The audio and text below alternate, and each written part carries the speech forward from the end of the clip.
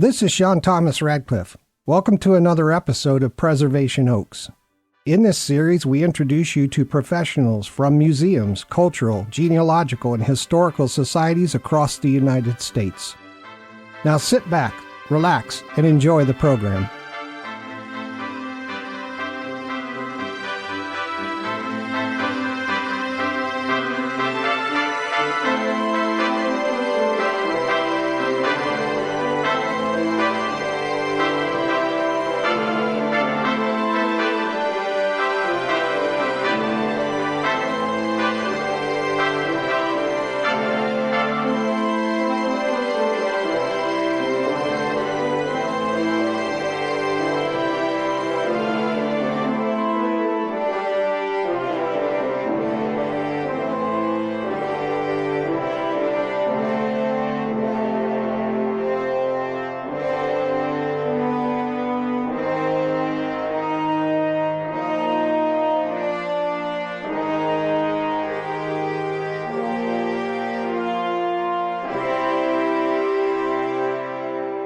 Good day, everyone. Thanks for tuning in.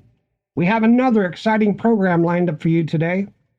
In this episode, we're thrilled to welcome Mr. Kevin Hardman, President, Mr. Zach Hewett, Vice President, and Mr. Jon Clark, Board Member of Utah's Ethnic and Mining Museum of Magna. This incredible museum is brimming with fascinating artifacts from the peak of the mining industry, offering a unique glimpse into Magna's rich history. It's the perfect destination for anyone eager to explore how mining shaped the local economy and culture. But that's just the beginning. The museum also provides an engaging and educational experience, bringing to life the diverse cultures, customs, and history of the ethnic groups that built the area. After a car accident damaged the building over a year ago, the museum had to close for major renovations. Now, following their grand reopening in April of 2024, it's the ideal time to feature this fantastic place on our show. By the end of this episode, you'll be inspired to join their mission to preserve the history of the hardworking people who settled in the communities built around the railroad and mining industries of the West. I'm Sean Thomas Radcliff, coming to you from Salt Lake City. And this is Preservation Oaks, the original talk program on MicroStream Radio. We spotlight museums, cultural and heritage institutions, associations, historical and genealogical societies, and history-focused media creators from across the United States. Our main platform is preservationoaks.podbean.com, but you can find us on nearly all podcast platforms as well as Rumble, Getter, Minds, TikTok, Facebook, Odyssey, and YouTube. Wherever you listen, we appreciate it when you like, comment, follow, or subscribe. If you're interested in being a guest on our program or have questions or comments, please email us at preservationoaks@gmail.com. A big shout out to all our amazing supporters. Your efforts in spreading the word about our program are invaluable. Thanks to you, more people are discovering the incredible heroes behind Preservation Oaks.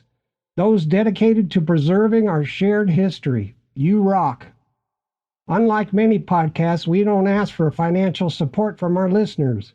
Our passion drives us to highlight the fantastic work of the organizations that make up Preservation Oaks. These dedicated individuals and groups are true heroes, tirelessly working to safeguard our heritage. Our Preservation Oak organizations and their volunteers are the guardians of our nation's stories, ensuring that our past is not forgotten. And here's the best part. You can be a part of this heroism by sharing our program and helping us grow.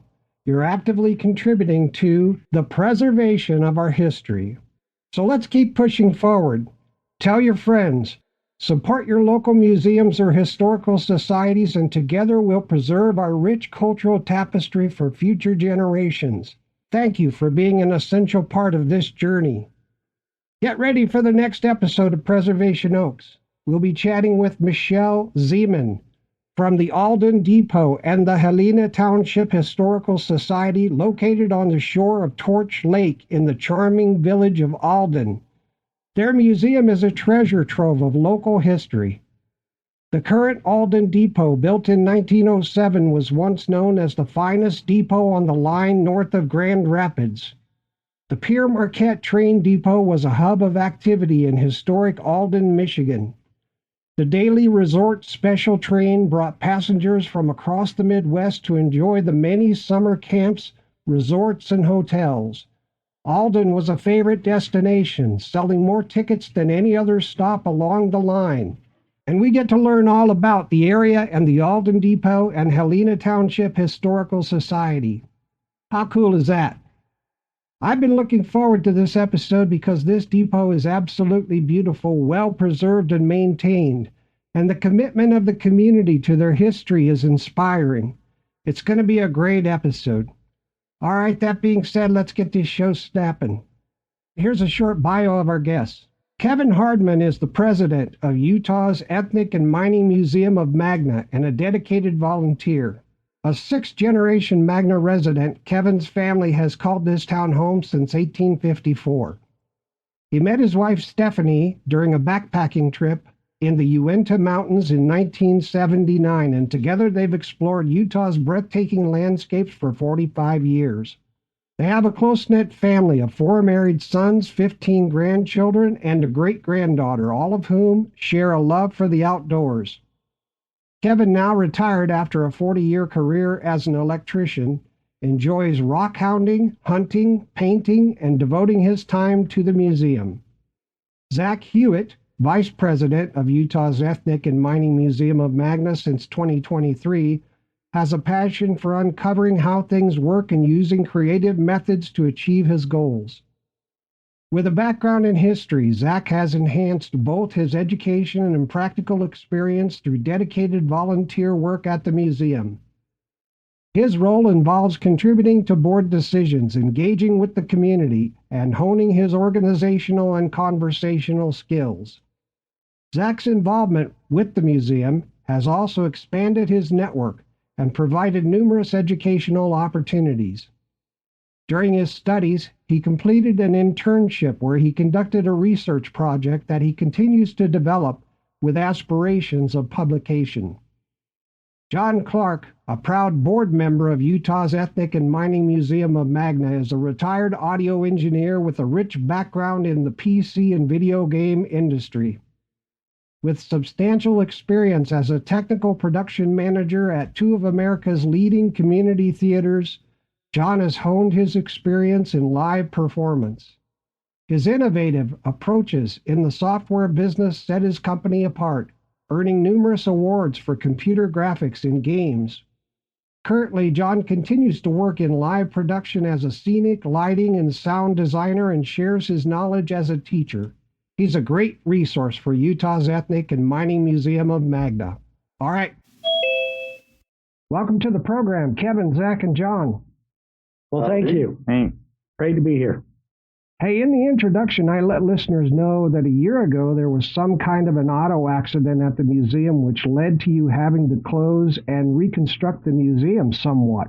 Reconstruction took a year or more, and thankfully you were able to reopen in April 2024. Can you tell us what happened? Yeah, this is Kevin. So on January 1st, 2023, at approximately 3 a.m., I received a phone call from the local police, and they asked me if I was Kevin Hardman and part of the museum. And I said, yes, I am. And they said, well, there's been an accident down here at the museum. So I hurried down there not knowing exactly what to expect. And we found that there was a person who had been to a party and had driven down the road directly into the front of the museum, hit the museum with a full-size Ford truck and caused some severe damage. Luckily, he hit a steel pillar that was there inside the museum that had actually been put there a few years prior when we had a 5.7 earthquake back in 2020. We were fortunate that no one was hurt in the vehicle, but it was a major repair job that we had to do. $80,000 to repair the museum. Oh, wow. And 14 months of being closed. Oh, wow. The structural damage included the brick, the windows. It hit so hard that we had to replace footings. And that was only the outside of the building. The inside damage was just devastating. When I got down there that night, opened the door and got in, I was just sick. It had hit two bearing walls and tipped over several of our displays. One of our most prominent displays in there is Shorty's Shoe Shop, and it had hit that, and there was glass everywhere, and stuff had been broke, had been welded back together since, but it was really devastating. That is a nightmare. Did any artifacts get destroyed? No artifacts were really destroyed. The Shorty Shoe Shop and the Toriani family had donated, had a lot of different kinds of metal parts that actually were broke in parts. But one of our locals there, Tim Draper, that's actually on our board, is a great welder and was able to weld those things back together again. It's interesting that a lot of our wood shelves in there were damaged, and a lot of that wood was as old as the display. So what we did is when we remodeled, we created a little gift shop in the front of the museum, and we used that wood. We actually sent it to a friend that's a carpenter, and he made little shelves and that out of it that we have within our gift shop. Wow. And you reopened it in April? We did. We reopened in April, and we have had some great visitors. In fact, we have had 473 guests come to our museum since we opened in April. That's fantastic. Great support. A lot of great community support. That's excellent. Thank you for sharing that. We do have some great support out there, Sean. What's your favorite local restaurant in Magna, and what's the best dish they serve? I'll tell you, that's an easy one. Favorite restaurant is El Habanero, a little Mexican restaurant. And if you ever go there, you need to do the number 13. It's chili chunga filled with pork and cheese, homemade chips and salsa, and fried ice cream. Oh, wow. That sounds great. Which I have to say was my mother's favorite. Oh, all right. That's nice. She passed away at 96. Wow, she lived a good life. She was 90. That's fantastic. Yeah, it's a local family that owns it, and they've had it going for 20 years. When we first went there, my wife and I, the furniture were all mixed matched, and the chairs, and over the years, they've been able to put some improvements into it, but it's still owned by the same family, and it's an amazing place to eat with great food and great atmosphere. Yep. Truly a Western town kind of restaurant. That's great. How did each of you first get involved in the Utah Ethnic and Mining Museum of Magna? Why don't we start with Kevin? Well, about 6 years ago, and I'd heard about the museum, many, many years before that. And some of the classmates that I went to school with were working there. And Jon and I actually went to school together. But anyway, our classmates were working there, volunteering there, and serving there in the leadership, and they were constantly asking me to be a part of it. I was an electrician, very involved with my work, and anyway, I retired 5 years ago, actually, and I was asked to come down and volunteer. And I needed a partner, and so I asked one of my friends if he'd like to be my partner. His name's Tim Draper. And we now both serve on the board. Tim's our secretary, and I'm the president serving this year. It's been a great opportunity to be there and be a part of the museum. I love it. It's next to my wife, it's my second great love. Fantastic. Thank you for that, Kevin. Jon? Well, I'm the newest member of the board and probably the newest volunteer down there. I've been out there once or twice in the past. It's been a few years since I've been there. And I just happened to be in Magna one day and drove past him and saw it was open. So I thought, I haven't been in there for 3 or 4 years. I'll go in and take a look around and bumped into Kevin, who says we went to school together. It's great.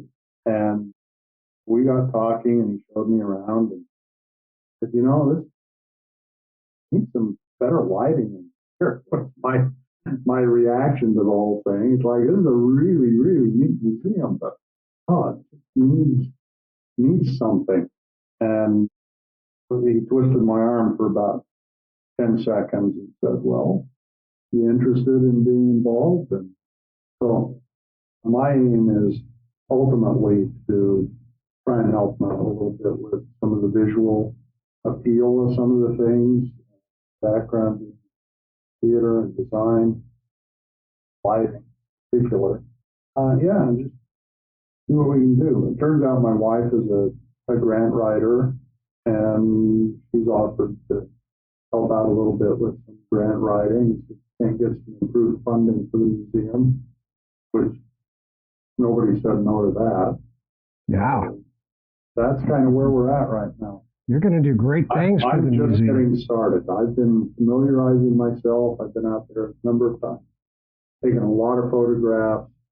I've mapped the place out, and I've drafted up a plan of the facility. I don't know where things are now, and I'm starting to come up with ideas. Fantastic. You're going to do great things. Wow. The future's bright. Yeah, he really is, Sean. He's going to do great things. So, Sean, if I can put another little tidbit in there, we have so many people that come to the museum and walk in as visitors, and they love the museum. And if I'm there, I talk to every one of them about being a volunteer at the museum. And wow, we have got some great help because of that invitation to them. Fantastic. And Zach, how did you first get involved with the museum? Well, a few years ago, I was walking down Magna Main Street, which I had just recently become a resident of at the time. And I saw a sign on the museum that was mentioning volunteers. And I was going to school to pursue a history major. And I thought it was a great way to get some experience as well as my education at the museum. And when I first came into the museum, I talked to Kevin, as we all do. And I told him why I wanted to be involved and what I wanted to do to help out. And Kevin asked if I wanted to sit in on a board meeting, which I did. And that first board meeting I attended, they made a vote and made me a board member. And after a few months, we had our elections that were held, and I was made the vice president. Congratulations. That's great. Oh, thank you. Yeah, it's been a great privilege.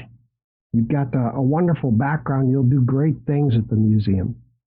Oh, yes. I'm happy to help out where I can and do what I can.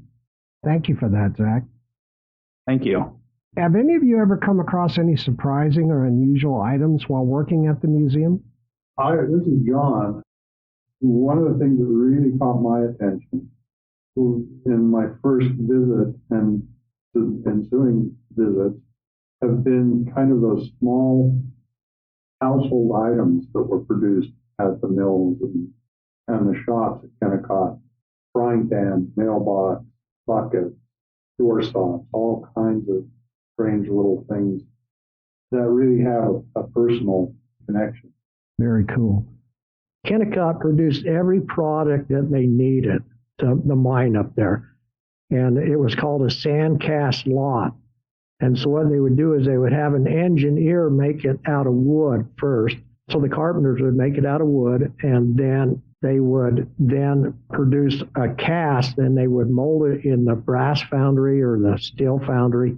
So every item was made up there that John's referring to. Yeah, and I mean, there are giant gears and wheels and all kinds of, like you said, anything they needed. And this is a massive industrial operation. They built it there. But in the different shops, the mailbox, I'm sure, wasn't cast. I don't know, maybe it was. Yeah, I don't know. I don't know. Anyway, but there's a mailbox, there's frying pans that they would give to new employees that were made there. I think you said those were made in the boiler shop. Yes. Pans that John's talking about that were cast out in the boiler shop, but also buckets. And, everybody had a dog dish and bookends and those things. Yeah, door stops. Yeah. So I'm thinking this is a story in itself, a little display that we really need to make. Because, this is stuff that probably would have ended up as scrap. Oh, yeah. Such an insignificant quantity of material that was used, and yet it became incredibly useful and important to the people out there to have those things. Fantastic. And Kennecott, just about the time Kevin and I were born, is kind of the end of that golden age at Kennecott, where they really took care of their employees in a big way. There was the town of Garfield, was a company town built and provided for employees, a place to live. Popperton up near the Bingham Mine is another company town that still exists, built by Kennecott for employees to make it possible for them to get to work, to have the things they needed. They didn't really have a company store system, thank goodness. We don't have that legacy. But, you know, they really took care of their employees. They understood the importance of their employees. I say kind of the golden age, even when we were growing up, though, everybody's dad almost worked at Kennecott. And I'm kind of the oddball because my dad was a town dentist. And so I didn't have that connection. But all of my friends, you know, I understood shift work and don't make noise in the house when their dad's working the graveyard shift. Or the whole town moved to the rhythms of that whole milling and smelting operation. But yeah, those small things, those little odd pieces that have turned up in people's homes over the years really caught my attention. Okay. And the museum has these items or a number of these items on display? Yes, Sean. Yeah, there are a number of those things on display. What I'd like to do is kind of consolidate some of those and see if we can acquire a few more, at least on loan, and kind of create a display specifically about it. That's history, that's for sure. The items that are sandcast lot that were made up there, as John mentioned, the wheels and gears and everything like that. Kennecott gave us their entire historical display. And so within the museum, on the walls and around the museum, some of these wheels we're talking about are 5 feet tall and a foot wide, made out of wood, that were eventually made out of steel. But in the warehouse, we have thousands of them stacked in boxes. And so we're actually, you know, looking around at some of the other mining museums of Utah and seeing if they would like some of these sandcast lots. Oh, yeah, that's nice. That's really nice. Boy, that's history. That was nice of the company to do that, you know, give it to the museum. That's really cool. Yeah, I think that over the years, there's been so many different changes in ownership in the mining industry there that perhaps when Rio Tinto took over, they had so many historical items and no place to put them. They have the visitor center at the pit. They had a small visitor center there in Copperton, but Magna's visitor center was a little larger, and so we got a lot of donations, whether we wanted them or not. Yeah, very cool. Now, one of the things that listeners are going to be intrigued by, I think, is the town's name, Magna, and how Magna started and that kind of thing. Can you share some captivating stories from your area's past that kind of highlight the town's character? Historically, you have to kind of understand a little geology or geography, I guess, to appreciate a lot of the way this all happened. If you go back about 50,000 years, you got Lake Bonneville, which was a huge lake that covered most of the state of Utah, eastern Nevada, southern Idaho, covered 93,000 square miles or something like that. It's a big, big lake. And anyway, there was a flood. At some point, the outlet started to collapse up in southern Idaho. And the lake dropped by about 350 feet and then stopped. And we ended up with some beaches. So if you look around the valley, the Salt Lake Valley, you notice that there's a horizontal line that kind of runs around the entire valley. And around here we call those the benches. But those are the ancient beaches from Lake Bonneville, where the sediments would drop out. And then if you go down about 350 feet below that, you get to another bend. And if you go down another couple hundred feet below that, you start getting to the last bench, and then ultimately the lake stopped getting additional water when the end of the last ice age. And so the Great Salt Lake is the remnant of this humongous lake that used to be here. So what we wind up with is the bottom of the Salt Lake Valley is massive amounts of sediment from the mountains surrounding, where eroded over millennia. Magna sits on a clay, really fine clay soil that's over 1,000 feet deep before you get to bedrock. It sits only about 60 or 70 feet above the level of the Great Salt Lake, and we're, 5 or 6 miles away from the shoreline. And then you go up to the bench, to this Lake Bonneville bench, which is at about 4,500 feet. And the interesting thing there is it allowed for the mine to transport material from Bingham at the copper mine, massive amounts of material, to their mills and smelters in Magna without having to climb up any hills or do any massive cuts or fills or anything. Very little. It's just almost a level shot from the mines out to the mills 16 miles away. So those train tracks, back when they moved everything by rail, were easy, relatively easy to place. And then once things got to the mill, it was all downhill to feed everything into the smelter out at Garfield, which is almost right at lake level. So geographically, it makes a lot more sense for Magna to be where it is than you might think. Why is this mill town 15 miles away from the mine? There was enough water there to do things. So that's kind of how Magna ended up where it was. One more thing to say about the kind of the prehistory and geology of the place. There's evidence of human habitation not far from Magna. There's a cave. We all grew up knowing it as Dead Man's Cave, but it was technically, I guess, called Toronto's Cave. Just kind of around the bend from Magna, kind of just a little bit to the north and west. And there's evidence in there that was carbon dated at 9,500 years ago. Oh. Human remains. So this is an area that's been inhabited for thousands of years. The Goshutes, the Utes, the Paiute Indians all inhabited this place, lived as hunter-gatherers.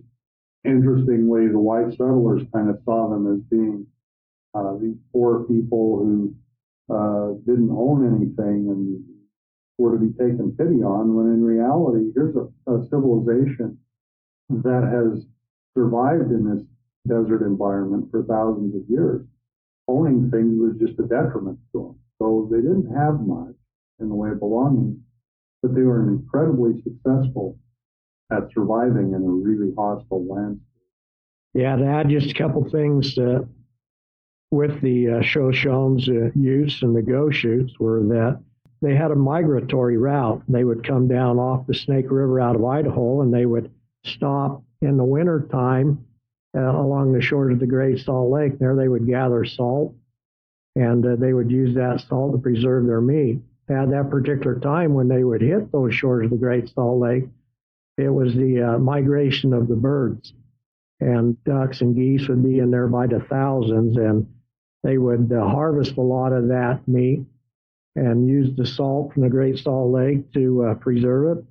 And they would end up down in central and southern Utah for the wintertime. They would also hit along the west of Magna, and there's a lot of pinyon out there that produce pine nuts. And pine nuts were one of their big staples that they would need for the wintertime. They would actually, and we still do, we still go out there as families and gather those pine nuts. They're delicious to the taste.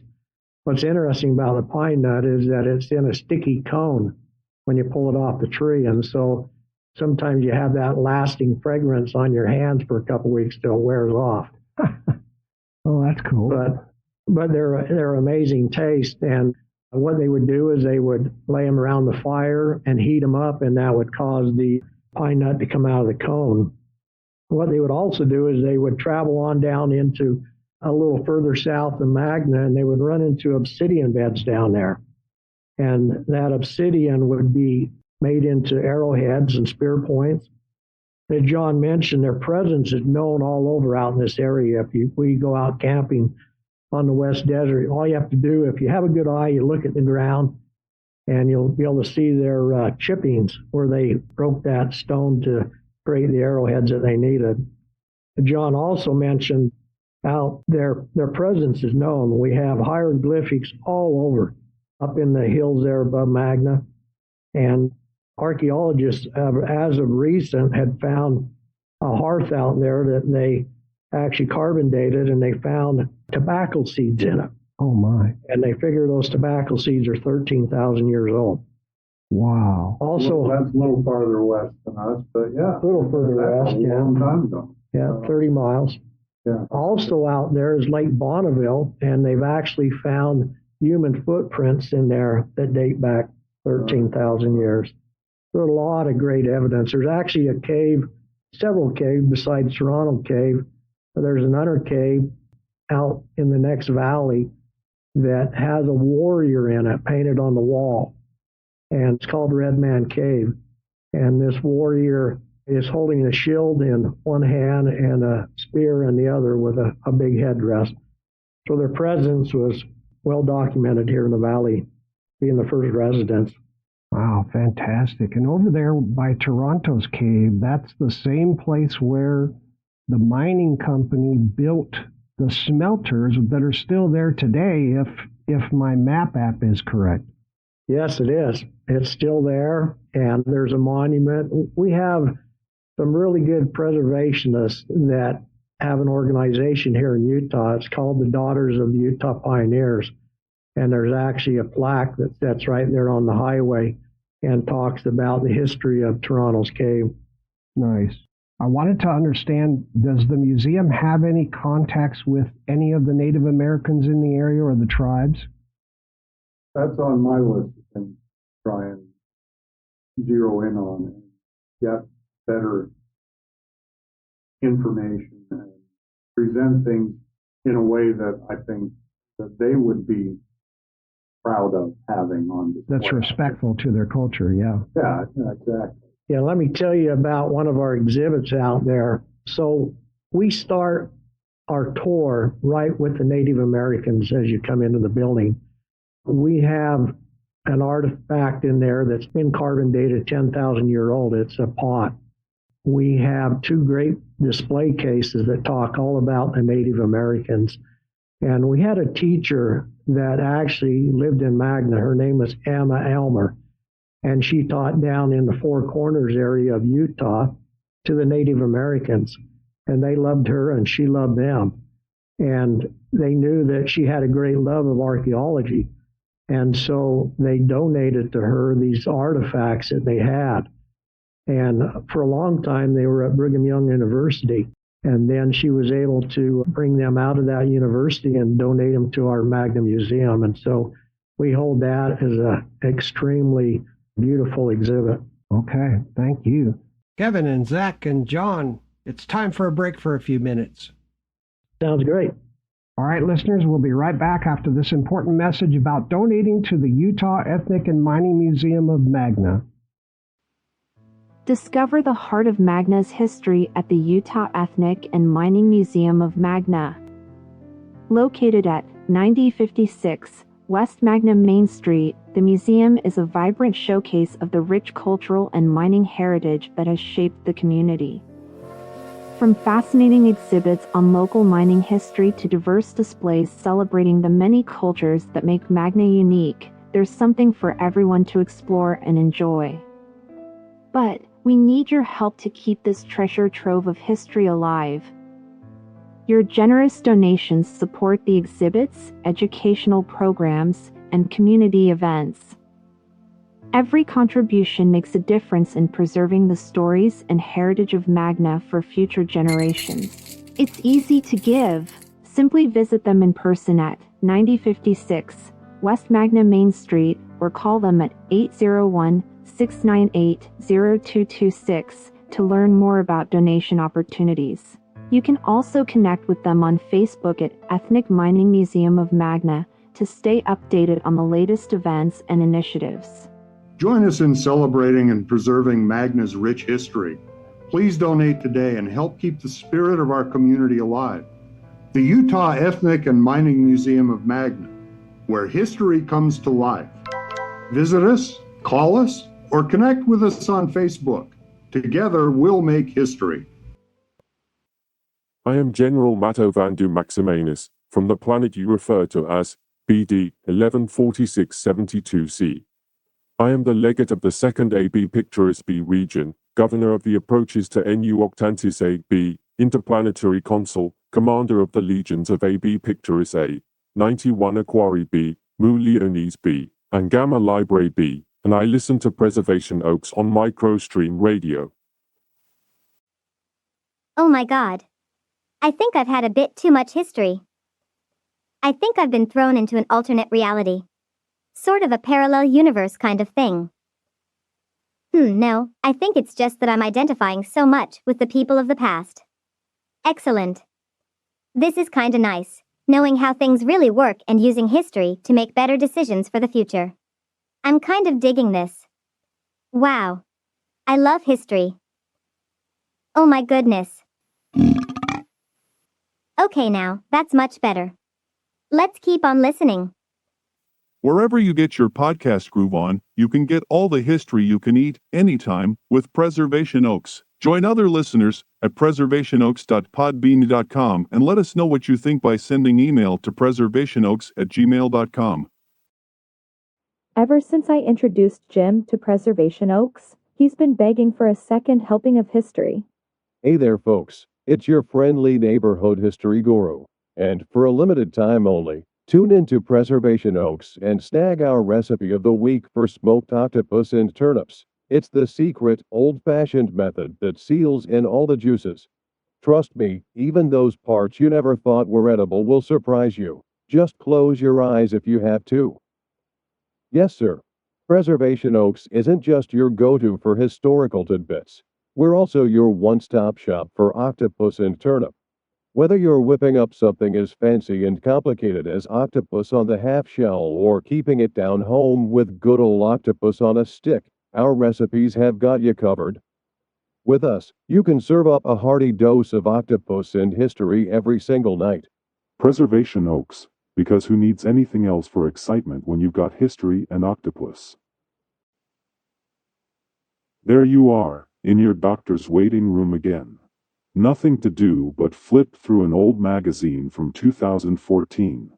But, are you just waiting for your doctor, or is she really your partner in preserving history? Unsung heroes volunteering at the local historical society, gearing up for fundraising extravaganzas. Ever spread the word about the Preservation Oaks podcast to your friends? Elevate your waiting game by listening to Preservation Oaks episodes, making every minute riveting. Tune in at preservationoaks.podbean.com, YouTube, Odyssey, Rumble, or your favorite podcast platform. Unleash the power of history during your wait.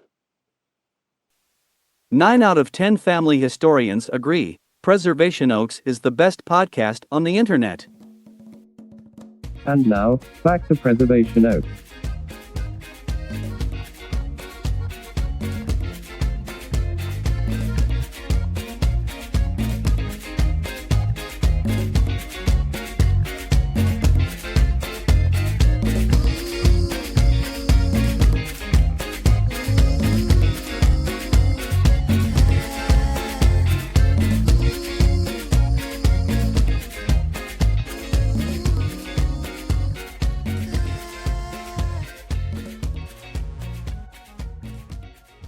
All right, welcome back to Preservation Oaks. I'm your host, Sean Thomas Radcliff, and we're here today with Kevin Hardman, Zach Hewett, and Jon Clark from the Utah Ethnic and Mining Museum, located in Magna, Utah. Guys, let's pick up where we left off, and welcome back. Well, thank you, Sean. As we were talking about the different groups of people that influenced the Magna area, I wanted to talk about the Mormon pioneers, and they were my family.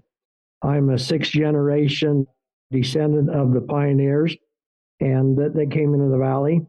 And I'd like to tell you today about one of actually my third great grandmother. She was born in England in 1809, and her name was Margaret Holden. She would marry my third great grandfather, Richard Hardman, and they had a struggle back in England at that particular time when she was very young. And as you probably know, the children at that time went to work in the factories at a very young age. And she had been hurt on a weaving machine.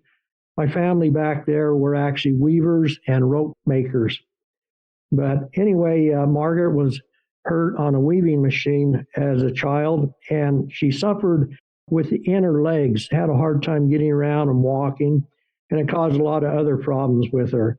In fact, after she had married, she lost 7 of her first 8 children at birth or within just a few months after they were being born. Oh, my goodness. And caused some great suffering for her and her husband, Richard.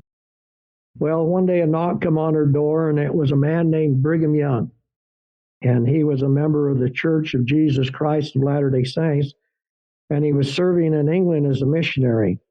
And he was teaching the people over there about a young man named Joseph Smith, who had seen a vision of God and Jesus Christ, and had actually received gold plates and translated them into a book called the Book of Mormon.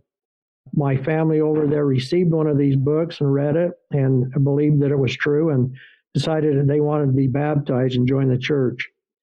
So in 1839, Brigham Young baptized them as members of the Mormon Church. It wasn't long before they decided that they needed to save their money and emigrate to the United States. So they worked hard and saved their money and got on a ship and crossed the Atlantic Ocean. That was quite a feat just within itself. The families were crammed together in tight quarters. For the first several days that they were on the ship, they were seasick. They had very little to eat, and what was even worse, they had very little means of cooking the food that they had brought with them. The stoves that were provided, they had to use used rope or canvas and small amounts of wood to cook their food, but they got through it.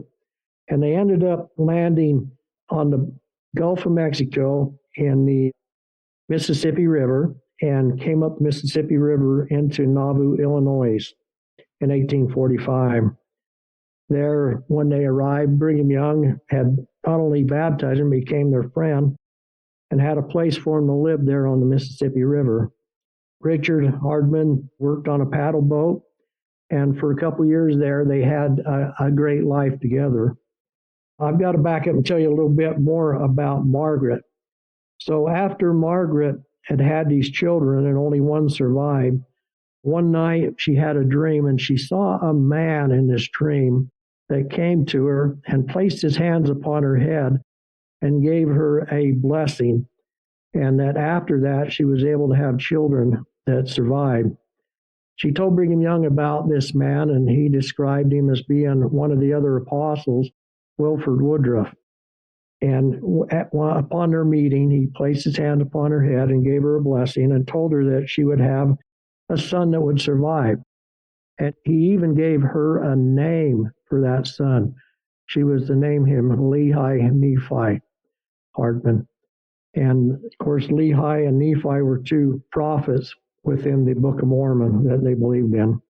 Well, she got pregnant and had this little boy and named him Lehi Nephi. And he came with them across the Atlantic Ocean into Nauvoo. They lived in Nauvoo for only a couple years in peace and happiness before things started to happen in a bad way. Their prophet, Joseph Smith, was killed, and just a few months after that, Margaret's husband, Richard, was murdered. Somehow she made it through that time of grieving and ended up moving and ended up in Council Bluffs, Nebraska.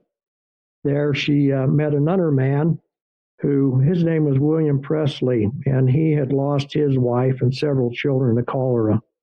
They joined together and were married and began to plan their trip to come to the Great Salt Lake Valley. It took them a while to get prepared. They had to get their oxen together and all of their supplies together, but eventually they did. And they headed out to the Great Salt Lake on a wagon train. And unfortunately, 2 weeks out on the trail, William Presley and his 17-year-old son took sick and was diagnosed with cholera and passed away and were buried there on the trail. God. Yeah, they went through some rough times. You know, that trail from that area to Salt Lake is 989 miles. I was reading a history a few weeks ago on not only the Mormon pioneers, but all of the pioneers that came across that trail and ended up in Oregon and California. And it says that at least every mile there is one pioneer that's buried along the route. Wow. Well, after William Presley passed away, their son Lehi was now 11 years old, and he would become the man of the family. He had a pony that he would ride alongside the oxen, and now he was the boss of the oxen. He'd have to harness them and hook them to the wagon. And he told some amazing stories about crossing the plains as an 11-year-old boy.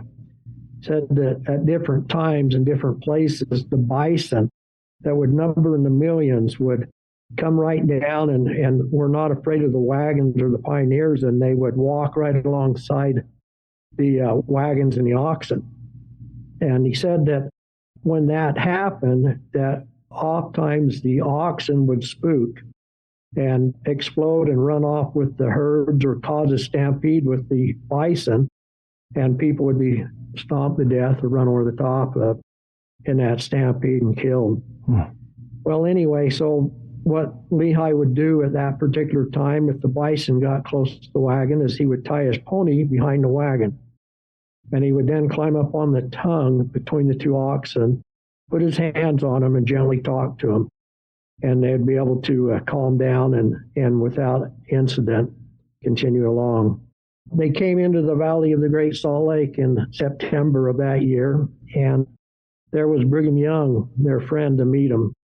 He was saddened to hear what had happened to Margaret's husband and actually found a little place for him to live right down on the Jordan River, about 5 miles from the main town of Salt Lake City. The next day when they woke up and needed to get some wood and some supplies, Brigham Young had told them to walk down the river, cross the bridge, and see a man named Abraham Coon. So Lehi did. He went down, knocked on the door, and met Abraham Coon. And a long relationship would start between the two of them. Years later, he would marry one of Abraham Coon's daughters, Frances Ann, and raise a family. Both he and Abraham's sons would be the third and fourth pioneer that would come into the Magna area and settle that area. Abraham Coon was a man of means. His family said that all he had to do was give him an axe and he could build a bridge. In fact, he did build a bridge. He built one across the Jordan River and made a toll bridge, charged a penny a wagon to come across it. He also, after settling in the Magna area, there's a canyon out there named after him called Coon Canyon and also Coon Peak. And Abraham Coon made a road up the bottom of Coon Canyon so the pioneers could go up and retrieve wood out of that canyon. He also built a sawmill up there, and that was kind of his spot in life. He was sent on a mission to Carson City where he built a sawmill down there also. But anyway, Abraham Coon was a Pennsylvania Dutch. His wife was a Yarborough, and her family had been here in the United States since 1630. Her family had fought in the Revolutionary War and the War of 1812. So there was some great history there that was added to Lehi. His mother, Margaret, that the story starts out with, she would live 10 more years here in the valley and enjoy her family and have peace and happiness. And then she would be buried there in Salt Lake in the Pioneer Cemetery with so many other pioneers at that particular time. Lehigh and Francis Ann and the Coons that settled out there. There was a little settlement established out there called Coonville, and that predated Pleasant Green, which was actually the name given to the area before it was renamed Magna. Just a little bit of history there for you. So how did it get renamed to Magna? Okay, let me tell you about that. So the next... What do you know about this? What do you know about that, Zach? Anything? Oh, so many arguments over what the name was and where the border was. It was called Coonville, and then it was changed to Magna, and people didn't want to change it to Magna. It's quite interesting. You hear quite a few different perspectives on it. I actually love the name Magna. It's just so, it's like a Viking name, Magna, you know. Yeah, it is. So Mining Utah would forever change when Colonel Enos A. Wall hired two young men, and their names were Daniel C. Jackling and Robert G. Cromwell. And they believed that the low-grade ore could be financially profitable in the pit or in the mine if large quantities of soil was taken off the top of this mountain that was made an open pit. And so Daniel C. Jackman, Sean, became the father of that area out there. In 1906, the Utah Copper Company began its open pit operation, and soon after that, construction began on the Arthur and Magna mills, as John had mentioned. And that was on the hills above Magna, which was then known as Pleasant Green. Now, there were several settlements out there. There were the settlement that I was talking about, at Coonville. There was also a little town that was a settlement called Ragtown, and another one that was called Snaketown. And at that particular time, the only real city out there was Pleasant Green, which was our original Magna. But the post office was having problems at that particular time, and they couldn't distinguish between Pleasant Green and Pleasant Grove, a city that's about 30 miles south of Pleasant Green. And so they flipped the coin, and we lost the coin toss and had to have a new name. Well, they went to Daniel C. Jackman, who was the founder of the Utah Copper Company and the mining out in that area. He had built up a railroad out there. He had accomplished so many amazing things. He had brought immigrants in from all over the different nations of the world. In our museum, on the walls of our museum, we have 35 flags that represent all the different nations that came in.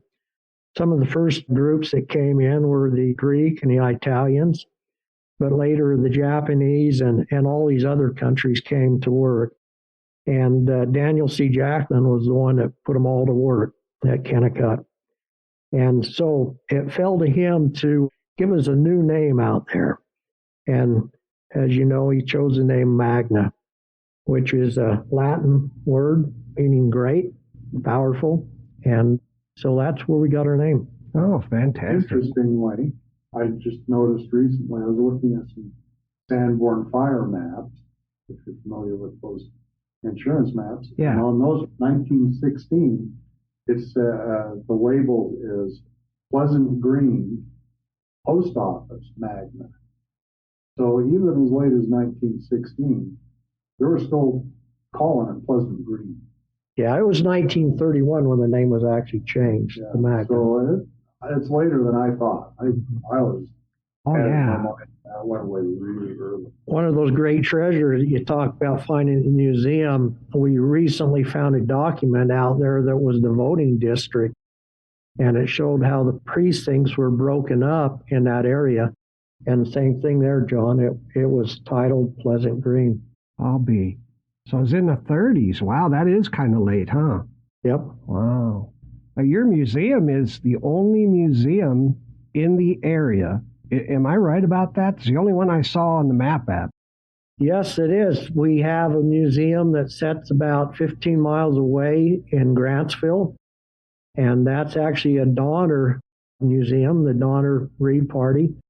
And then we have a museum in Tooele, which is about the same distance, and they actually have a couple museums there, and I just visited one a few weeks ago, and it's a really nice, a lot of great displays there. It's actually run by the sons of the Utah pioneers. Your museum is so special because of what it does and what it represents to the area and its history. What are challenges that you have or opportunities that you have for preserving history in the area? There are so many challenges, I think. It's such a big subject, too. I mean, as I've been looking at it, and as I say, I'm the newest member of this group, that realization, we're not just representing Magna and the mining and people of Magna, but we are Utah's ethnic and mining museum of Magna. So we really, in our name, I believe we have a mandate to represent all of the mining in that part of the valley, Bingham and all of the activities and all of those ethnic groups that came not just to Magna and the mills and the smelters, but also the mines of Bingham and the Mormon pioneers that settled that area. And it's a huge mandate in my mind. It really is. It's a big challenge, and one that I got the impression may have languished a little bit over the years. The museum's been there, was established in 1996. Is that right, Kevin? Yeah, it was first thought of back in 1980, but it took a long time to really put it together. And it came together, and I'm not sure what's been going on out there for a long time. It's just in the last 8 or 10 years that it seems to have kind of taken off and had the interest that it kind of deserves, but it really needs a lot more. It needs more funding, needs more expertise. Yeah, because your history is so rich. I mean, it's just It is. I think our museum really struggled for the last few years because we were hit by a 5.3 earthquake. I believe that was in 2020. And then we were hit with COVID. And then we were hit with a drunk driver. Right. I was out in front of the museum a few weeks ago, and I had a big adobe brick. I was propping the door open, and somebody walked by and they said, "Are you going to throw that through the window?" And I said, "No, there's been enough things thrown through the window." So, well, talk about the founding of your organization. You talk about how that happened. Zach here. This seems like a perfect time for me to kind of go over the timeline of the museum and kind of what happened with it.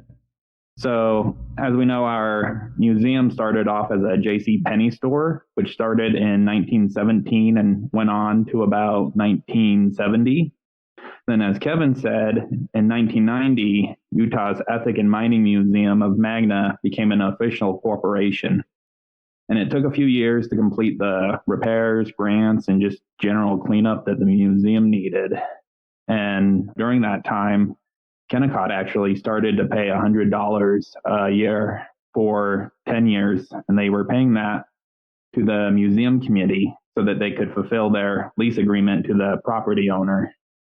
And then from around 1994 to 97, the museum was in desperate need of renovations, and the artifacts had just been collecting dust, and plans for different amount of income were failing.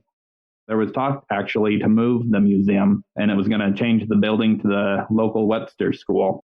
But it would have been about $2.2 million to renovate. So the museum is still in the J.C. Penney store.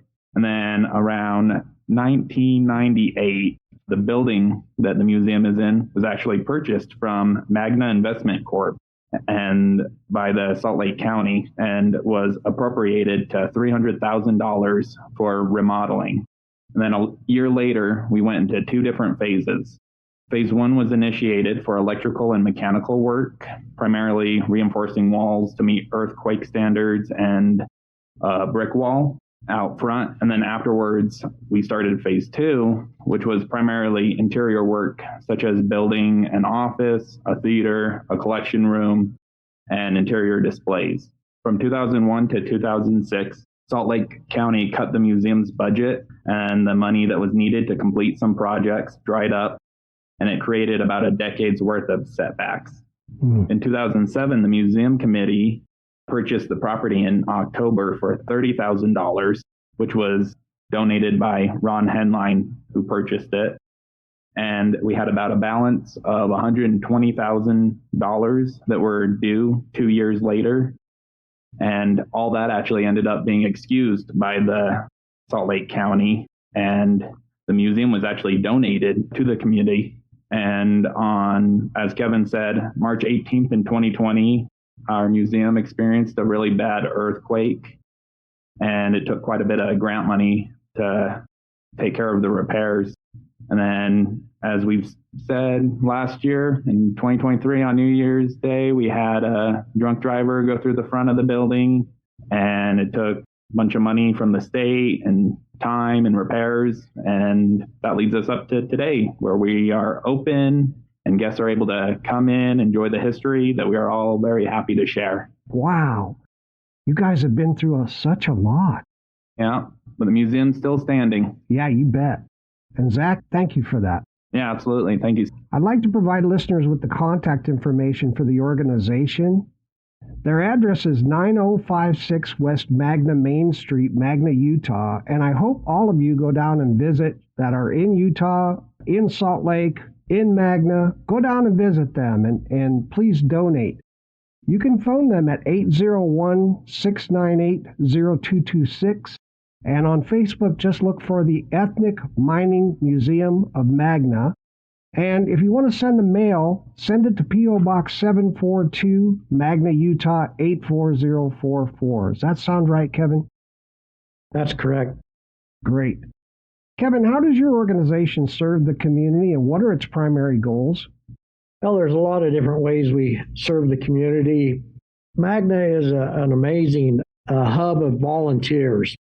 And let me give you an example of that. So I received a call just a couple nights ago from one of the church groups in our community, and they wanted to have between 40 and 60 volunteers show up one day and help clean the museum.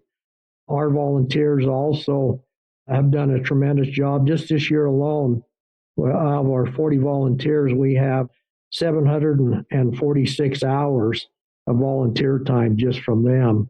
What's interesting about our community and the people that live there is that from this damage that we've had so many people that have stepped up and helped our museum. And it's the people that are descendants of the early miners that came into that area. A lot of them are the Greek and the Italians. And a lot of the displays that we have within our museum are their family displays. Shoemaker shop, and many others. And so they step up and really help us out a lot with what we need to accomplish. Yeah, that would make a lot of sense because you guys protect that and display it. That's got to be exciting for them. Thank you for that, Kevin. Yep. What exciting events or exhibitions should the community keep an eye out for at your organization? Zach here. I would probably say that any big events or holidays that go on in Magna, there's not really anything that the museum isn't open for. We love engaging with the community, be it 4th of July, or even in the winter, we'll open up and maybe have hot chocolate or something to share with the community. We have a arts display that comes up in the summertime. We also have on almost every Friday night, we have a movie in the park.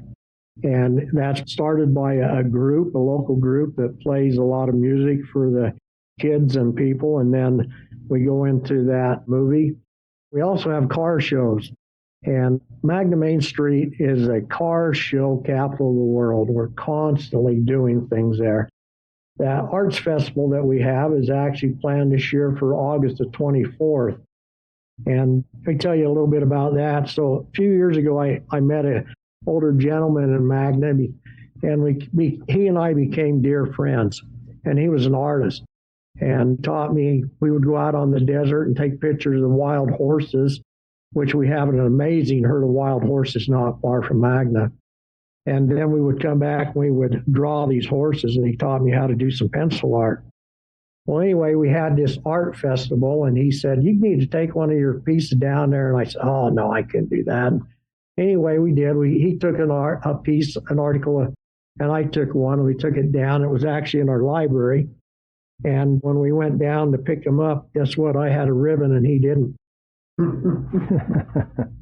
And I said, well, that's what happens when the master teaches you. Yeah. So, and that art has come in real handy in the museum.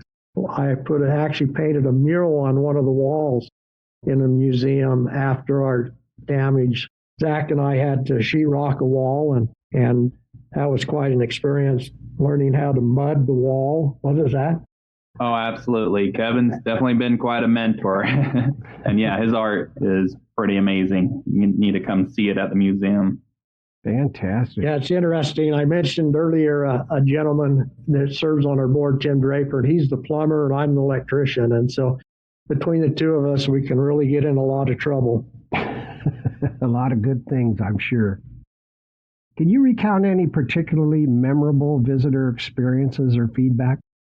Just last week, we got a call on Saturday or Sunday saying, hey, we got a group of foreign exchange students from Japan coming into the museum on Monday. We're not normally open on Monday. Anybody come down and help out with tours? So I dropped in, and it was a great experience. We had translators with the group, split the group up into 2 or 3 small groups and walked them through the museum. And it was a great chance to kind of tell some of the stories that I've heard and learned over the years, or over the last few months. And yeah, it was just a lot of fun. And these high school students had a lot of interesting questions. They had a different perspective, obviously, on how things are. And it was interesting to have people there who didn't know any of the history. Their translator pointed at a portrait of George Washington that's on the wall there and said, who's that? And they all kind of looked at each other and shrugged their shoulders. Like, we're not used to that. It would be like asking me who the Emperor of Japan is. Yeah. No, it was just a really fun experience to show the museum to a group like that. That would be neat. You know, it's been interesting, Sean, and working at the museum and volunteering there is that it's opened up my life into everywhere I go, I want to go check out a museum. And I know John's been doing this too. Maybe Zach does it also. But recently, my wife and I took a trip to Alaska, and we hit every museum up there. And it's been interesting to be in the museum and to have visitors come there and tell us that they are curators or leads in a museum. Last year, I had a couple that came in from England, and they were visiting here in Utah and doing some genealogy, and they heard about our museum and came out, and we had a great visit. Fantastic. What types of exhibits can visitors explore at your facility? Oh, my heck. When they first come in, the first thing that a lot of them see, and we mention to them, are these 35 flags, full-size flags that are up on the wall that represent all the nations that came to Magna to work at the mining industry. But there's so much more as we travel around. And it's really interesting museum because we are all volunteers there. And because we do not have a curator, we go through the board and say, hey, we would like to create an exhibit to do this, and we do. And to reflect upon, different types of histories and people that have lived in Magna. Just recently, we received a donation from a man who is a sculptor. And what he does is he creates, it almost looks like a bronze, but it is made out of all welded parts. And he brought down it's actually a covered wagon, a Pioneer covered wagon. And it's about 24 inches long and 12 inches wide and probably 18 inches tall. His wife actually sewed the canvas together to make the canvas top on the wagon and the little bags that go with it. And so our museum continues to evolve with all these different displays. One of the greatest displays we have is that of salt air. And I don't know if you know much about salt air, but what salt air was that in the turn of the century, the end of the 1800s, on January 14, 1893, it was announced that the Church of Jesus Christ of Latter-day Saints would construct a resort that would be known as Salt Air. It would become the most magnificent in a long line of resorts. Famed Utah architect Richard Cletting received the opportunity. He designed a Moorish-style pavilion that was painted in bright colors and in every sense promised fun. It was actually built out on the Great Salt Lake, and it was built in 3 to 6 feet of water, and it took 10,000 pilings driven into the Great Salt Lake for this building to be built on. And it was an amazing event. It was opened on Memorial Day in 1893, and on its first day, it received 10,000 visitors. A train brought guests to the resort from Salt Lake City. These visitors had gotten to Salt Lake from all over the world for this attraction. Its main attractions were always swimming and in the Great Salt Lake. And I don't know if you know much about the Great Salt Lake, but for those that listen to this, the salt content in it is so high that you can't sink. You bob like a cork. Anyway, we have an amazing salt air display there at the museum. And it's a replica. We actually have a couple swimsuits there that were women's swimsuits. And it was interesting when the woman went swimming in the Great Salt Lake, the swimsuits covered everything. And everything except from about the ankle down, and they were supposed to wear black socks at that particular time. But anyway, over the 30 years, there was a lot of added attractions up there, rowboats, merry-go-round, Ferris wheel, and a giant roller coaster.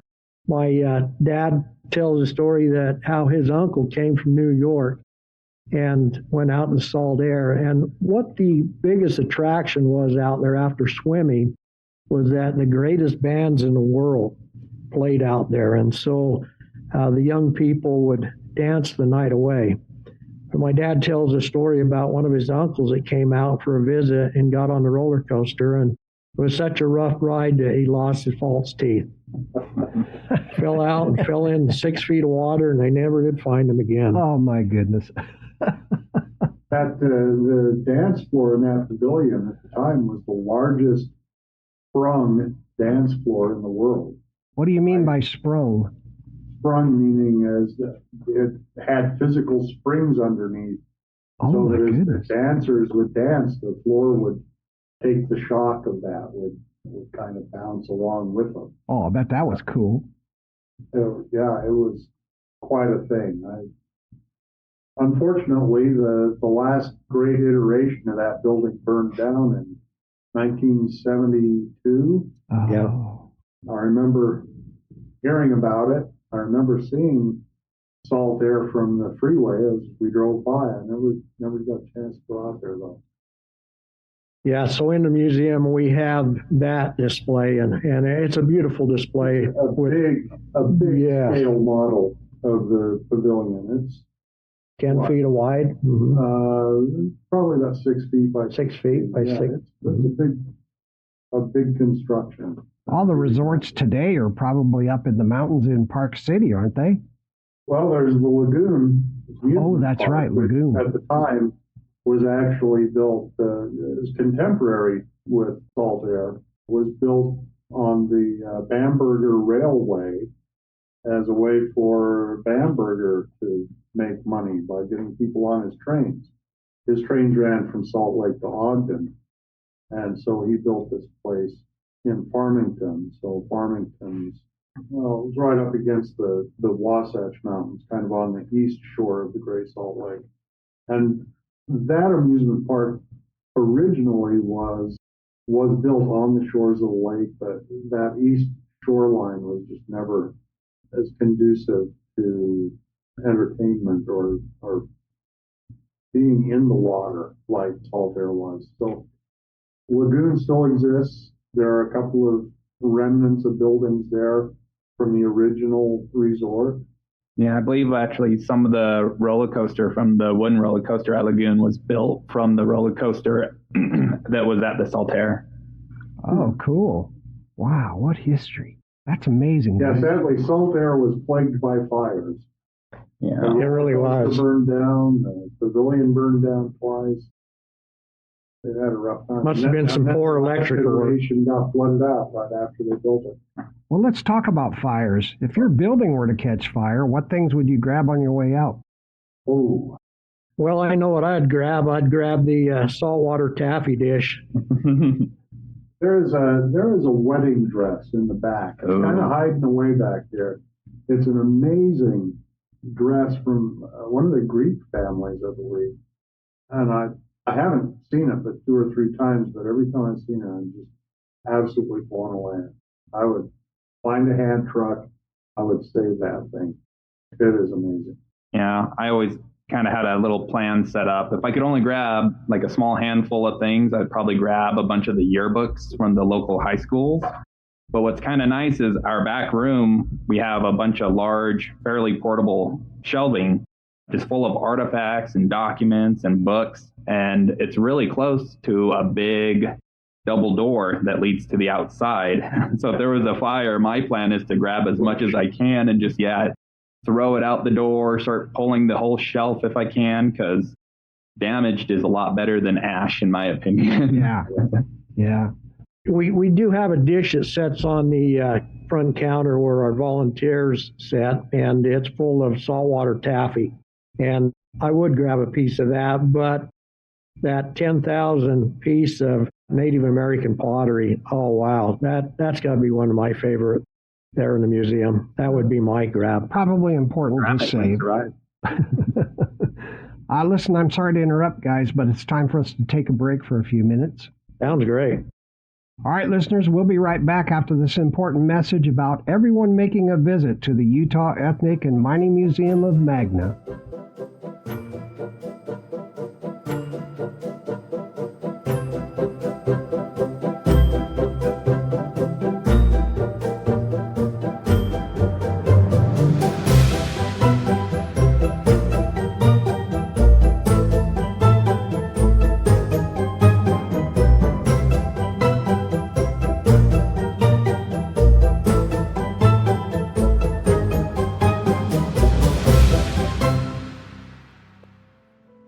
Discover the vibrant history of Magna at Utah's Ethnic and Mining Museum of Magna. Located at 9056 West Magna Main Street, the museum offers an engaging experience for all visitors, highlighting the rich cultural and mining heritage of the area. Explore the captivating exhibits, attend special events, and take behind-the-scenes tours. With exhibits about local Native Americans, Utah pioneers, mining companies, the legendary Pony Express, and the history and ethnic cultures of the area. There's always something new to see and learn at the museum. Your visit helps support their mission to preserve and share the fascinating history of the community. While there's no admission fee, every visitor donation contributes directly to their operations, educational programs, exhibits, and community outreach efforts. Planning your visit is easy. Come see them at 9056 West Magna Main Street or give them a call at 801-698-0226 for more information. Stay updated on upcoming events and exhibits by following them on Facebook at Ethnic Mining Museum of Magna. Join us at Utah's Ethnic and Mining Museum of Magna today. Be a part of something truly special. Dive into history, connect with fellow enthusiasts, and make a lasting impact on our community's heritage. Visit us, call us, or connect with us on Facebook. Your adventure into Magna's history starts here. When I was new, I was solid as a rock and ready for work. I could carry 1,700 pounds. My frame was made of hickory, poplar, and my tongue from an ash tree. I was sold to Bill and Mary, They loaded me up almost every week with all manner of things to haul. Spot and Brownie were hitched up to me and we all went along to town. I also hauled things the family needed from town back to the farm. When Mary died suddenly, they put her in me for the gentle final ride to the cemetery. Bill kept using me all the time, through all kinds of weather. I took a beating over those years. Then, for a long time, I stood behind the barn, alongside the thresher, unmoving and slowly rusting. I watched machines go by, hauling more than I can. Finally, I was loaded on the back of a flatbed truck, and they took me to a workshop. There, I was lovingly refurbished. They made sure all my parts were put back like new, and my wheels turned again. I was parked inside a museum. Electric lights show me off, and every day, people talk about how I'm made, how beautiful my wood is, and sometimes, occasionally, someone mentions Mary and Bill. I feel so proud that I can help others understand the past, which I guess I'm now a part of. Rather than throwing it out, please donate historical records and objects to your local historical society today. This is Derek Scott, President of the Chilton County Historical Society, located in Clanton, Alabama, and I listen to Sean Thomas Radcliff and Preservation Oaks on Microstream Radio. This is Paul Hackbarth, outgoing president and now the marketing and communications director of the Iowa Falls Historical Society in Iowa Falls, Iowa. I had a lot of fun as a guest on Preservation Oaks. This is James Burns, neurodiverse freelance curator, and you're listening to Preservation Oaks. And now, back to Preservation Oaks.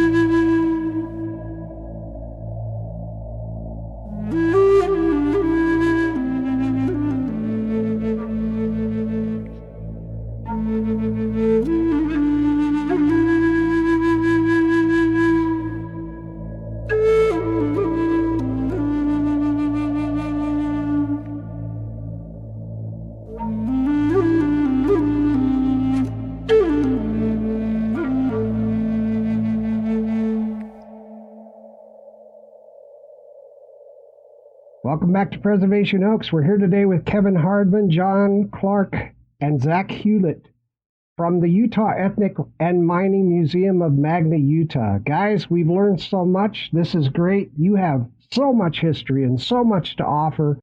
Thank you for the information you provided to our audience about your organization, and welcome back. Great to be back with you. Guys, how is your organization approaching the digitization of its documents and photographs for future accessibility? So Zach here, I can actually talk on that. So while I was attending Salt Lake Community College, I was actually able to take a class that allowed me to take many photographs from our museum and digitize them and kind of get that whole process going and kind of start creating a digital archive. Unfortunately, though, all my data became corrupt and I lost all the work I had done before I was able to make a backup. Oh, no. Yeah, but thankfully, when it comes to organizing, cataloging, and taking in a bunch of the museum's owned and donated artifacts, our secretary, Aida, she's actually been doing a lot of really good work herself when it comes to that. And I know that she's been working with volunteers, teaching them the process and how to take in our records. Well, that's fantastic. That's great. What percentage of your collection would you say you've got digitized or cataloged? I would probably estimate about 5 to 10%, considering we're still discovering a bit of our collection each day. Okay. Yeah, it's an ongoing thing for most organizations, and most organizations are still struggling to get everything photographed and everything digitized. It's quite a bit of work. Oh, yes. It's very, very new for us. Well, hopefully you've got volunteers that'll help you with that. Oh, yes, absolutely. Now, how is your organization funded, and what are your financial goals for the current year? I could talk a little bit about that. We are funded through some of the local businesses, Real Tinnell, Northrop Grumman, some of the local smaller businesses like Bingham Dental, and we receive visitor donations. When we were damaged, we actually had one of the local bar and grill down in Magna They held a raffle and got a hold of us and said, hey, we've had a raffle and we have $1,000 for you. We also have other organizations that help us there, like Knights of Columbus. I think the biggest thing that's going to really help us is that for many years, we have not been a city. And May 1st, we became Magna City. Oh, cool. And our new mayor, our councilmen are very into our museum. They love it. And I think that that's going to be our next great step in being able to accomplish those tasks that we need to accomplish financially with the museum. Oh, fantastic. Thanks for that. So what kind of fundraising activities or opportunities are available to support your organization's mission? Do you do online shopping of coins, or can people buy a brick, or, how does all that work? We have a small gift shop. That's about all we've got right now. Okay, very cool. One of the things that excites me is the fact that with my wife's grant writing background, I'm hoping that we'll be able to acquire some funding through grants. We need to identify some very specific needs and come up with some really specific goals as a board. But we've identified over 100 potential foundations that support organizations like ours. And my wife is ready to start typing as soon as we get a few things lined up. Oh, that's fantastic. So I'm really excited about the possibilities there. We are all excited about that. So this is sort of the ground floor for you guys. I mean, in taking a new direction, it's sort of the ground floor to contribute, for people to volunteer, contribute, and make a difference.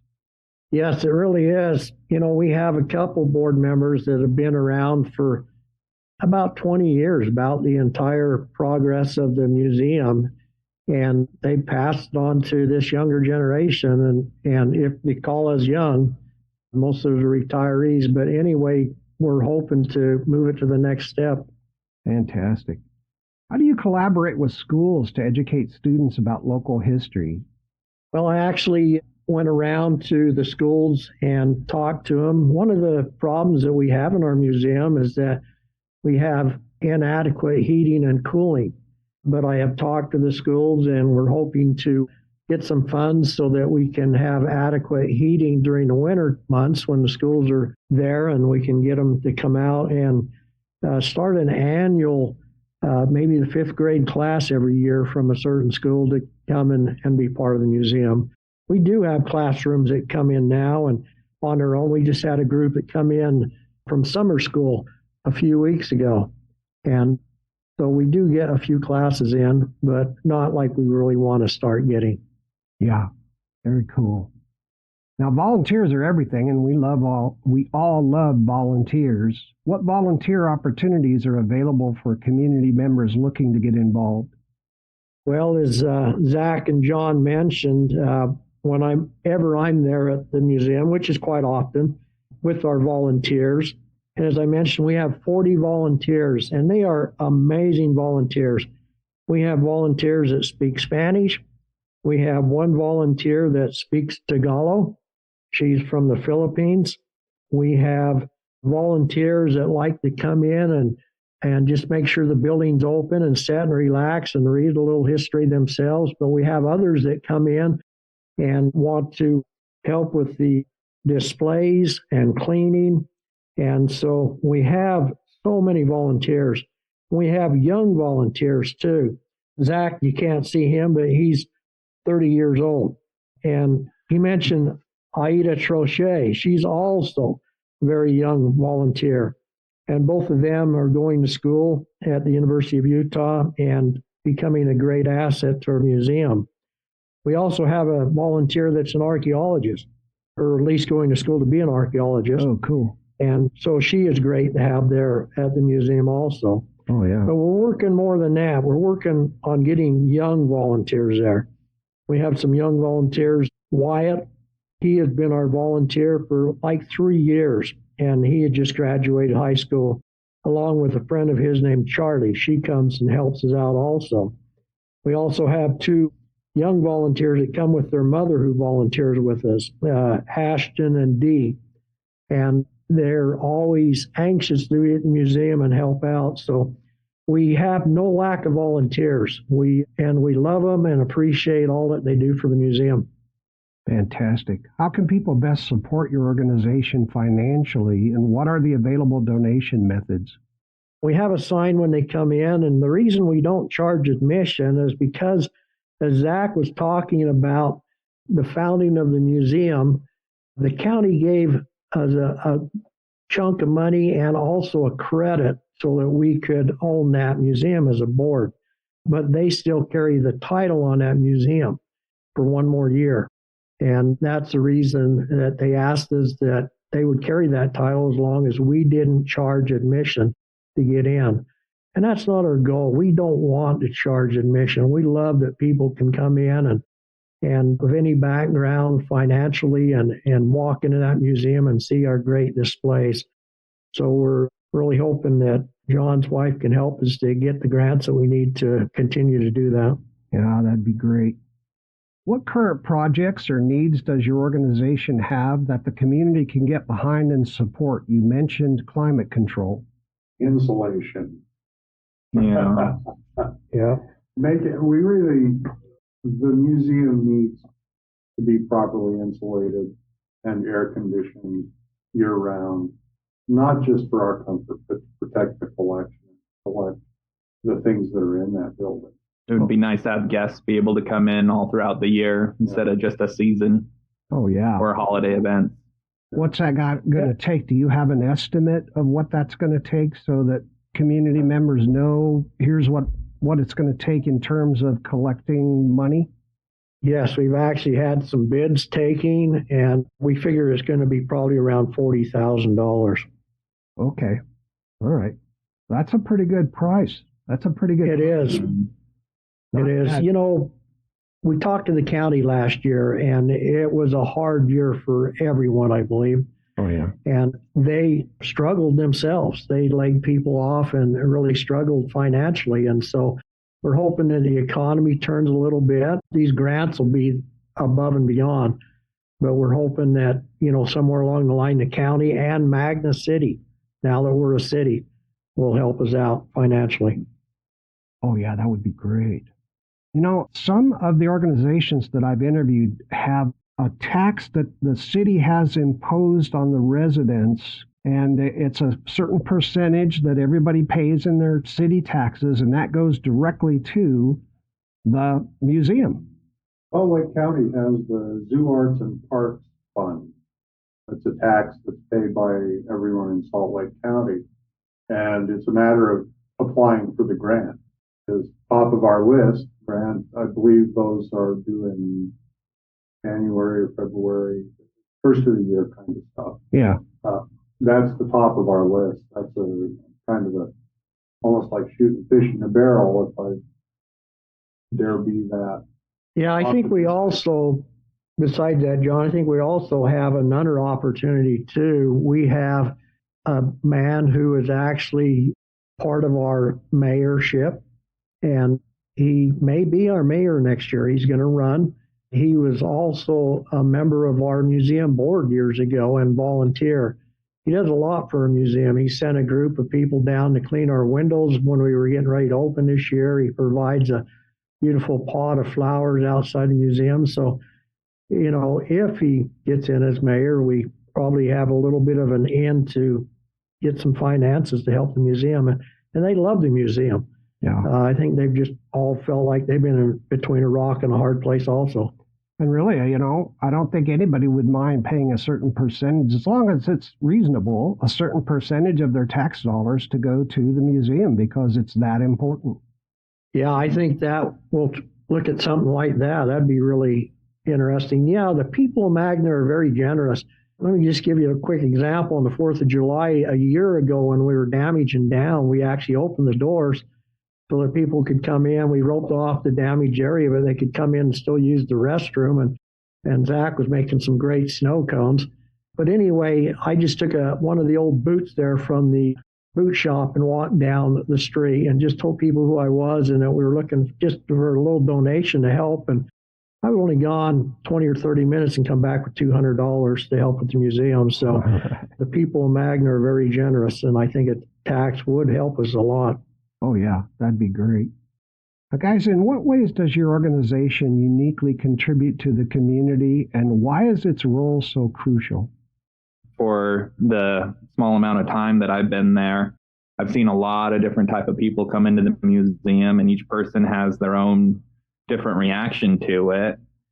And I think that each person has their own individual reaction, but a lot of it that I see is there's people that are from the area, and people are always amazed to see what they know already that are in the museum. I can't tell you how many people I've had come into the museum, look at photographs and go, oh, that's my aunt, that's my grandfather, I went to school with that person.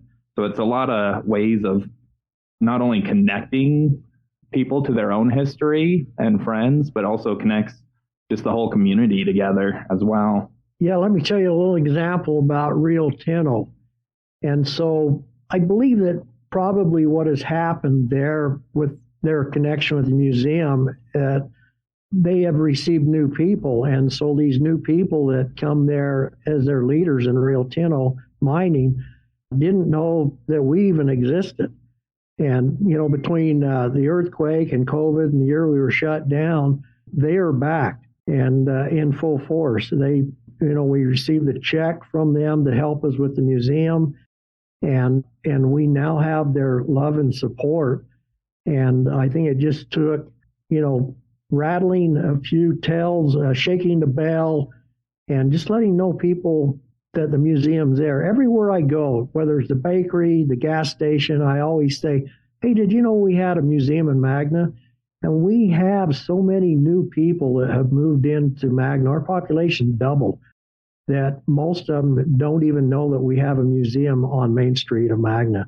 So I think it's getting out and really communicating with the community. Yeah, there should be a big billboard somewhere saying, go this way, and here's the Magna Museum down here. Something like that, because just in our conversation, I formed an impression that there are many things in the museum and the history of Magna that people would be surprised at if they go and visit the museum. Yeah, we are really trying to get the advertisement out there. And here's one of the problems that we face in Magna is that we are growing at such an amazing pace. We have added probably 10,000 to our population in the last 2 years. They're building a brand new high school for us. And all around that high school, it was nothing but farm ground. And now it's condos and apartments and homes. And so we have an influx. We're still Utah's ethnic area. And we have, some amazing people moving in here from all over the globe, being part of Magna once again. And so, yes, we need to get the word out to them. I've noticed that too, that here in this area, we have Polynesians, we have a lot of Asian influence. It's a great melting pot. Yes, it is. And Magna's even more so, I believe. So, yes, we have a lot of work ahead of us. Is there any additional message or important information you'd like to share with your community? Our museum has just about anything for everyone. If you love fossils, all the way up to space travel, we have it. We have different items from NASA. Kevin brings a bunch of things that's pretty amazing that he's found, a bunch of fossils of fish and dinosaurs. Pretty much you can find something you'll like. Yeah, let me tell you a little experience of that. So Tim Draper and I are great rock hounds, and so is my wife and my grandkids, and we go out constantly. And two of those little grandkids are Parley and Talmadge. And we had been out rock hounding, and I decided to make a new spot in the museum for these rocks and fossils. And I put a little label on the bottom of it. This has been donated by two young men, Parley and Talmadge Hardman. And these two little grandsons came to the museum with me one day and was wandering around the museum looking around, and they saw their names on this display case. And they were like, oh my heck. And I told him, I said, Parting Talmadge, I'm an old man and I am not going to be part of this museum for that much longer. Now, what's going to happen when I'm gone? And they looked at me and they said, Grandpa, don't worry. We're going to come down and take over and make sure it keeps going. Oh, that's great. Yeah, legacy. Kevin, Zach, John, I want to thank you for spending time with us today. I've learned so much, had a great time. I'm so glad to meet you. I want to congratulate you once again on your reopening. It's been great to learn that the Utah Ethnic and Mining Museum of Magna is alive and well and will continue to serve your community. Thank you. Thank you, sir. Thank you, sir. And with that, we'll end our time with our guests, Kevin Hardman, Zach Hewett, and Jon Clark. Listeners, please stay tuned for my comments and wrap-up, which is coming up next.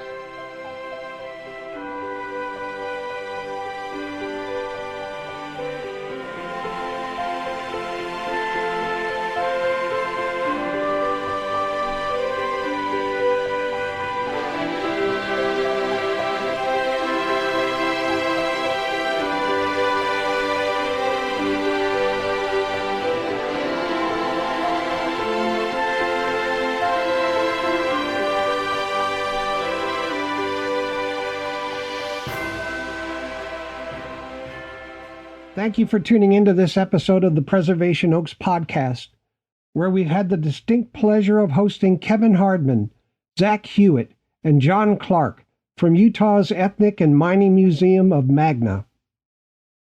Located in the heart of Magna, Utah, this museum is a testament to the rich and diverse history of the Salt Lake Valley, and our guests today have demonstrated just how dedicated, knowledgeable, and passionate they are about preserving and sharing this heritage. We're particularly honored to have featured these three remarkable individuals. Kevin, Zach, and John are not just volunteers. They are devoted preservationists who selflessly give their time and expertise to serve the Magna City community. Their combined skills and experiences are making a significant impact on the museum, which stands as a beacon of history, culture, and community in this rapidly growing area. Utah's Ethnic and Mining Museum of Magna has recently faced significant challenges, including the devastating incident on January 1st, 2023, when a drunk driver crashed a pickup truck into the museum. The extensive damage required 14 months and $80,000 in restoration efforts. But thanks to the perseverance of our guests and the support of the community, the museum triumphantly reopened in April 2024. Today, we can proudly say, welcome back to this cherished institution. The future of the museum is bright, but it's not without its challenges. As Magna continues to grow with its population doubling in the last 5 years and expected to double again in the next 5, the museum stands on the horizon of significant positive change. With Magna now a city, there are promising opportunities for additional funding to address high-priority needs at the museum. The most pressing of these is the installation of insulation and HVAC to protect the historical collection and ensure year-round operation, a project estimated at around $40,000. Additionally, the museum requires building upgrades, including climate-controlled storage, archive space, and improved lighting in exhibits. These enhancements are crucial to preserving the rich history and culture that the museum represents. Magna's history is deeply intertwined with mining and smelting, tracing back to the early days of the Bingham Canyon mine. The town's name, Magna, comes from the Latin word for great or large, reflecting the significance of its mining operation. Our guests today have provided us with an extraordinary glimpse into the history of the Salt Lake and Magna area, from the prehistoric Lake Bonneville to the days of Native American inhabitants, and from early Pleasant Green to the establishment of Magna as we know it today. Their stories have painted a vivid picture of the area's past, bringing to life the courage of early Mormon pioneers and the evolution of a community that has thrived against the odds. The museum is not just a representation of Magna's mining heritage, but a celebration of the diverse ethnic nationalities that have contributed to the area's rich tapestry. Flags from over 35 different nations are proudly displayed, symbolizing the people who settled and worked in Magna. As Utah's Ethnic and Mining Museum of Magna, this institution represents all of Utah, and its mission to honor and preserve this history is carried out with great determination and dedication. Despite the challenges faced over the last decade, from budget shortfalls to the impacts of the COVID-19 pandemic, an earthquake, and the recent crash damage, the museum has remained a steadfast resource for the community and the state of Utah. The time is now for the museum to receive the support it deserves, both financially and through community involvement. With the continued growth of Magna and the potential for city and county funding, there's a real opportunity for the museum to thrive in the coming years. The community should also be encouraged by the museum's efforts to attract younger board members and volunteers, ensuring that the legacy of the institution will continue for generations to come. The museum's resilience was evident on July 4th last year when, despite the damage, they opened their doors and within 20 minutes, visitors had donated more than $200. This outpouring of support is a testament to the deep connection the community has with the museum and its mission.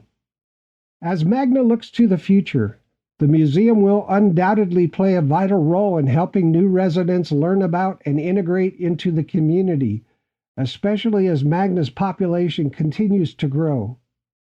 The museum offers something for everyone, and I encourage all of our listeners to visit, donate, and support this incredible institution. Whether you're a history buff, a community supporter, or simply curious about the rich heritage of Magna and Utah, the museum is well worth your time and your support. Once again, we extend our heartfelt thanks to Kevin Hardman, Zach Hewett, and Jon Clark for joining us today and sharing their knowledge, stories, and passion. Their dedication to preserving the history and culture of Magna is truly inspiring, and we're grateful to have had this opportunity to learn from them. Please consider supporting Utah's Ethnic and Mining Museum of Magna in any way you can, whether through donations, attending city meetings, or simply spreading the word. Together, Magna residents can help ensure that this wonderful museum continues to thrive and inspire future generations. One last time, I'd like to provide listeners with the contact information for the organization. You can visit them, and you should, at 9056 West Magna Main Street, Magna, Utah. You can phone them at 801-698-0226. You can find them on Facebook at Ethnic Mining Museum of Magna. And you can send them mail to P.O. Box 742, Magna, Utah 84044. Now, if questions occur to you and you'd like more information, please connect with the organization via the contact information provided. I really hope this information helps the audience understand how valuable the Utah Ethnic and Mining Museum of Magna is to the community. The Utah Ethnic and Mining Museum of Magna is truly one of our preservation oaks. All right, that's a wrap for this episode. Music used today is from Cymbalbird, Carmen Maria, and Edu Espinal. Score Wizards, 777 Music, Heart Drum Machine, and Scott Holmes. Microstream Radio is a registered trademark. You can visit us at www.microstreamradio.com. This broadcast is owned and copyrighted by Microstream Radio. It cannot be rebroadcast, downloaded, copied, or used anywhere without the written permission of Microstream Radio. Thanks to everybody for listening. Stay curious and keep exploring the incredible stories that shape our world. This is Sean Radcliff. We'll see you all next time on Preservation Oaks, and until then, keep on giving and keep on living the good life.